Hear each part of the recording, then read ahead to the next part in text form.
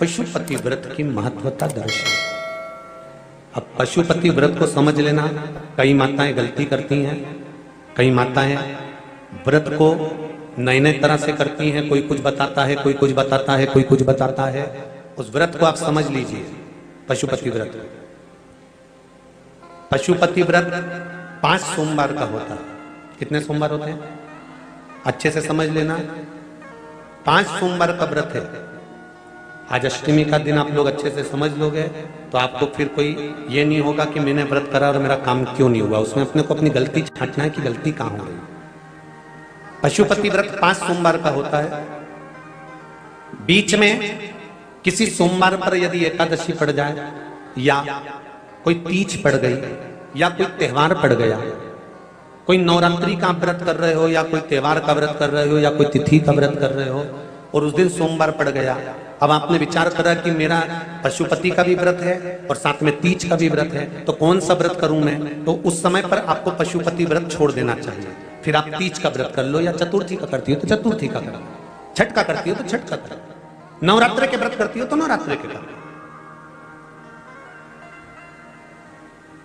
5 व्रत पशुपति होते हैं। व्रत करने के लिए जब आप निश्चित करें कि मुझे इस सोमवार से पशुपतिनाथ के व्रत करना है, जीजियों भाइयों ध्यान रखना, उस दिन सुबह स्नान करने के बाद में बड़े प्रेम से पूजन की थाली लगा लो।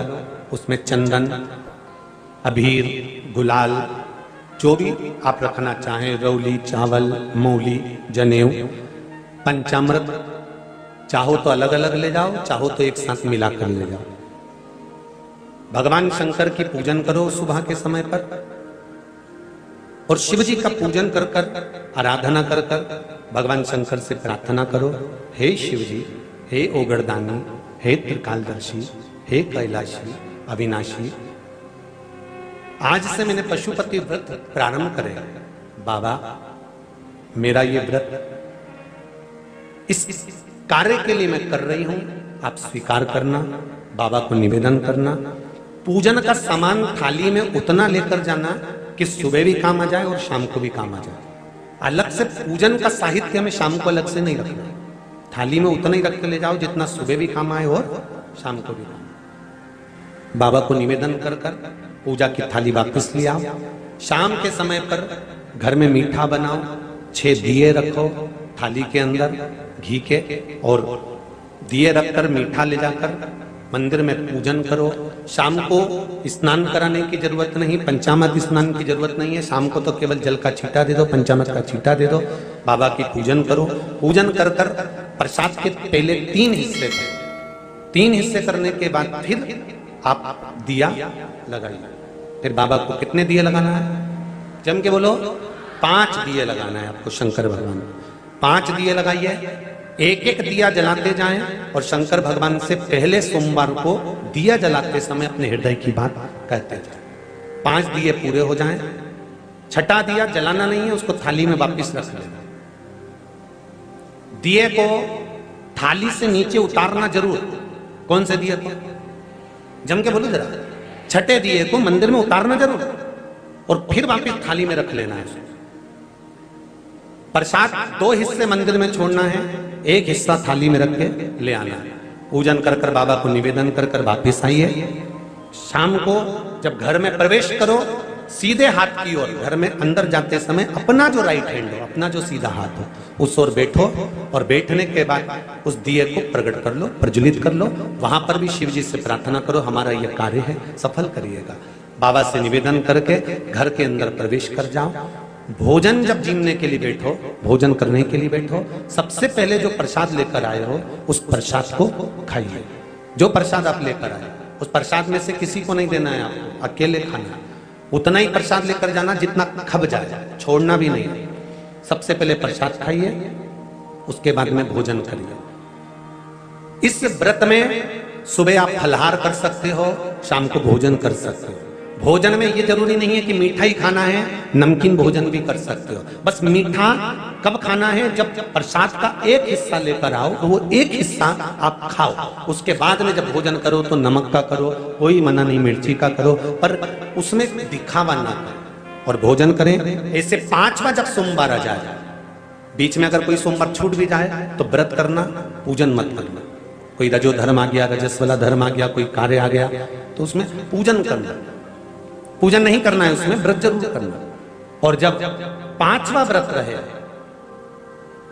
और 5वां व्रत जब रहे तो उस 5वें व्रत में जब सुबह पूजन कर आओ, शाम को पूजन करो, तो शाम को भगवान पर 108 या तो चावल के दाने, मूंग के दाने, या बेलपत्र, या फूल की पत्ती, जो भी 108 चढ़ा सकते हो भगवान को चढ़ाकर एक श्रीफल 11 रुपए उस पर रखकर शिव जी से निवेदन कर कर घर पर आ जाइए, दिया लगाइए और बाबा से निवेदन कर कर प्रसाद पाइए। अगर नियम से कर लिया तो मेरा विश्वास कहता है 5 सोमवार के अंदर ही आपका काम हो जाएगा, 5वें तक पहुंचोगे। ये शिव कृपा। श्री शिवाय नमस्तुभ्यम। हर हर महादेव, जय महाकाल। मित्रों, आज के इस वीडियो में गुरुजी ने पशुपति व्रत की संपूर्ण विधि बताई।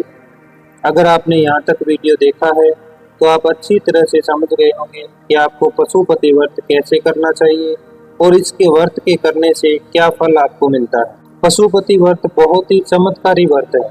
यह व्रत करने से आपकी हर मनोकामना पूरी होती है, चाहे आपकी नौकरी से संबंधित मनोकामना हो, चाहे आपके बच्चों की शादी से संबंधित मनोकामना हो, चाहे आपकी व्यापार से संबंधित मनोकामना हो, चाहे आपकी किसी रोग से संबंधित मनोकामना हो, किसी भी प्रकार की अगर आपकी मनोकामना है तो पशुपति व्रत करने से अवश्य पूरी होती है।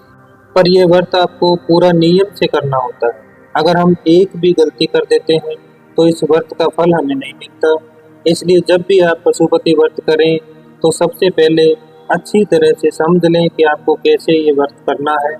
पशुपति व्रत आपको 5 सोमवार करना होता है।